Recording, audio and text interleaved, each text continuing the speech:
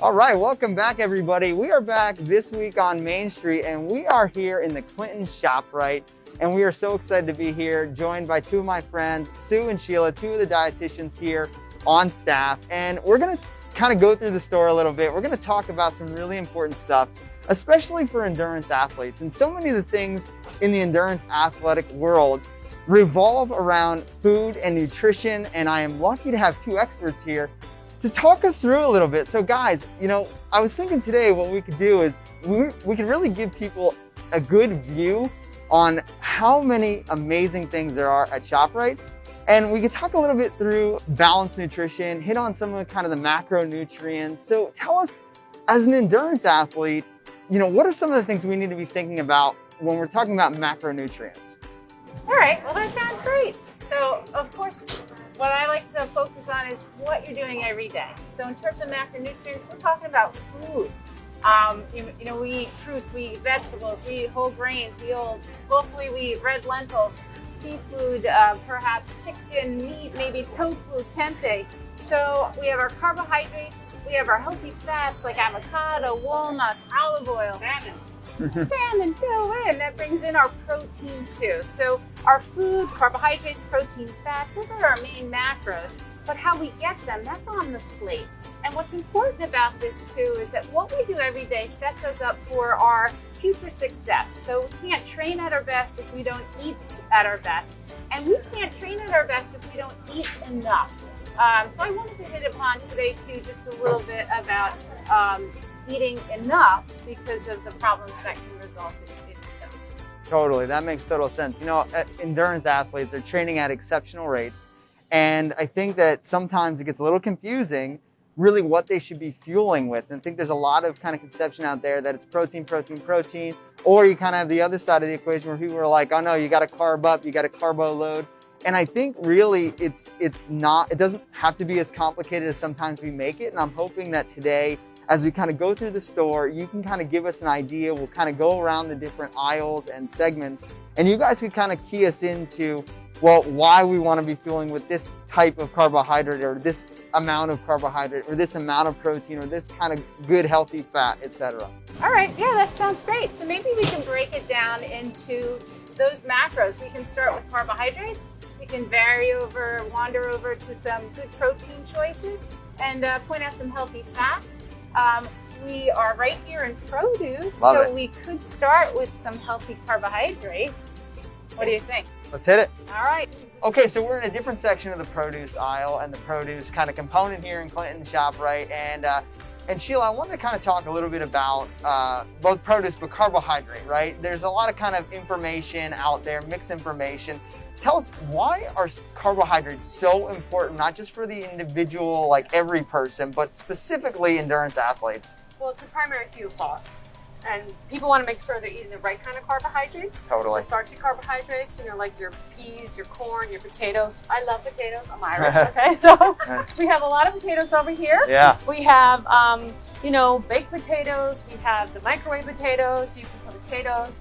You can make your own homemade French fries, healthy fries. We have canned potatoes, frozen potatoes.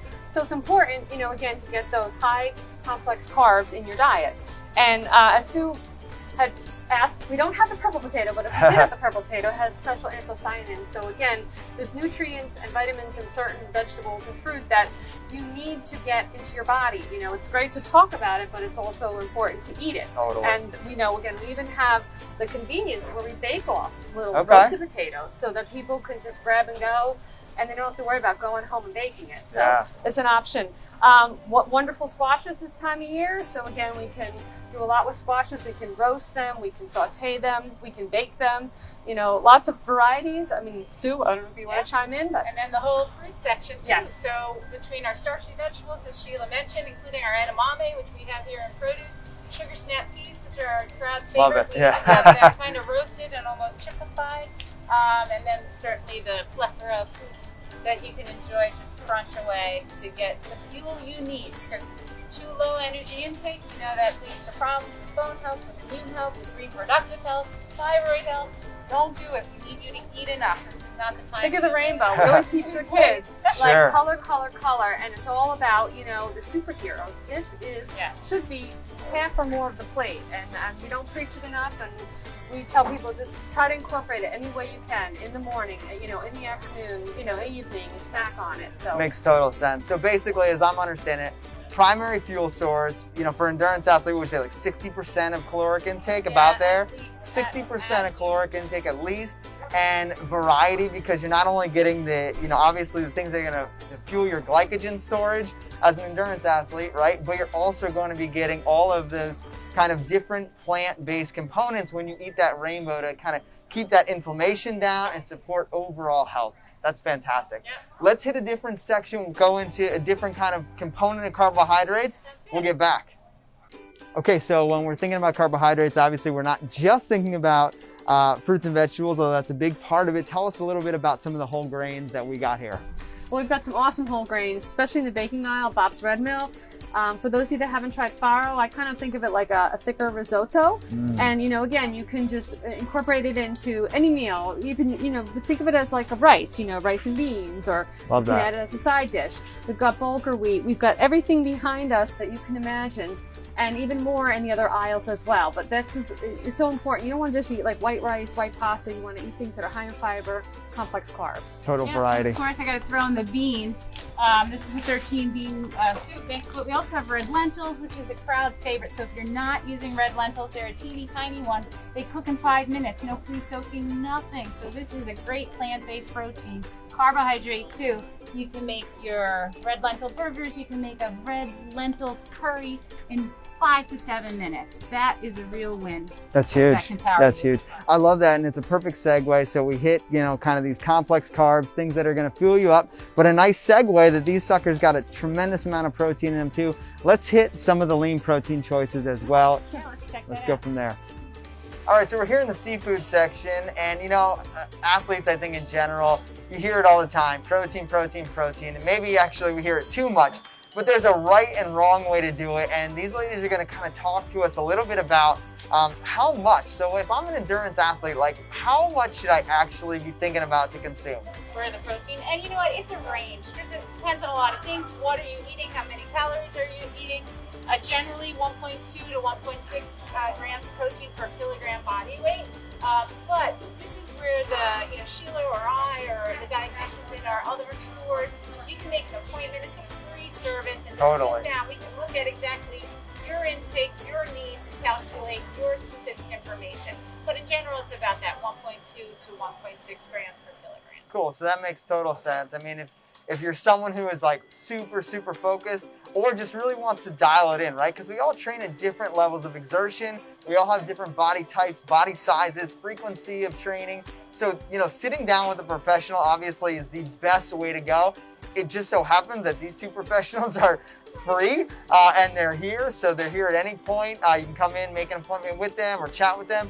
But talk to us about some of the different alternatives that the store has here. It looks like you're holding plant-based protein, and then we obviously have the alternative there. So talk to us a little bit about that. Yeah, so I love our seafood department. We get fresh seafood every day, and you know, seafood is awesome. It's great for heart health. But for those people that don't want to eat seafood or can't eat seafood, we actually have a new product called the Good Catch, and it's actually fish-free tuna. And it has a really nice amount of protein. So if you look on the back, anything over 20% is considered high. This is 22%, 14 grams of protein. Quick and easy. You just peel it open, eat it, you know, on the run if you need to. But we have so many options.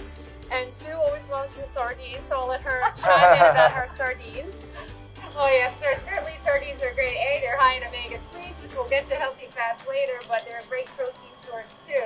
But there's tons of great fish. There's also, you know, there's chicken, there's lean cuts of meat, and there's also our tempeh, our tofu, our edamame. So we have the plant kingdom to choose from, we have the seed to choose from, and we have the animal kingdom to choose from.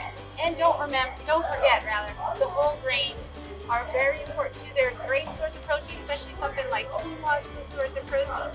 And I can't underscore enough, getting enough of those healthy carbohydrates, because if you don't get enough of those, the protein that you eat, some of those amino acids just get chopped up and turned into glucose in the blood to fuel you, because fuel is first. You have to meet your energy needs before anything else, and so your body will take that great protein, turn it into a carbohydrate, and you may as well just eat the red blood cell and the farro first. So what I'm understanding is the body's going to give you whatever the body needs, right? It's going to make sure you get what you need. So best off getting the fuel, those good carbs, and then replenish and rebuild with some solid protein. We'll talk about fats next. Sounds good. Fantastic. Oh, one quick thing I just want to mention is too, we're standing in front of the mussels and the clams.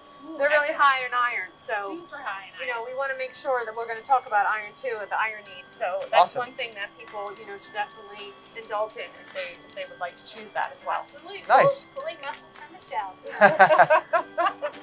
So we just finished talking about protein, and I'm going to do a little plug here because I love this stuff. You know, post-run, I love a good protein-packed smoothie to really kind of refuel and replenish everything that I just kind of beat out of myself.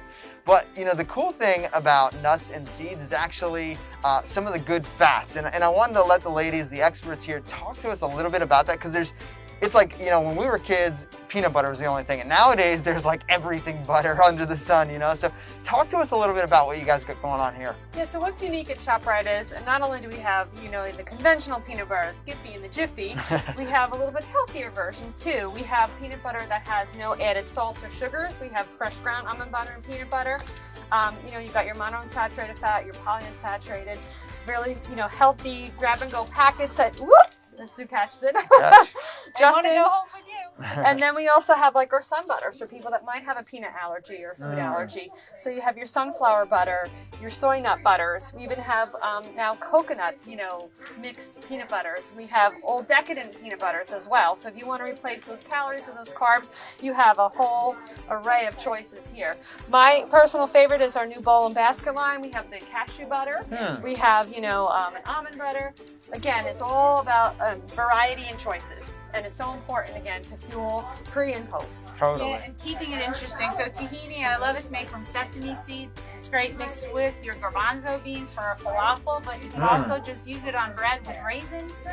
Just like the other nut butters, you get a healthy fat, get a lot of calories post your, you know, workouts. Now, we don't want to eat high fat too soon, right? Because that's slow and it's going to slow things down. But later on, and when we talk about a healthy training diet, healthy fat is absolutely essential to that, and that's where these nut butters really shine. So what do some of the healthy fats actually do for the body? Well, you know, we were in seafood, so the omega-3s obviously those are a type of polyunsaturated fats that are essential. And our body can't make it, that's why it's an essential nutrient, and that helps with inflammation, curbing it, dialing it down. Okay. So inflammation, of course, has to happen, right? When we work out, we break things down. Inflammation is part of that process of muscle building, but we just want to be able to turn it off, and that's where something like a sardine or a salmon come in, because that high omega-3. Of course, we can also get that from a chia, from a hemp seed, from a walnut. There are plant sources of these foods as well. Love it.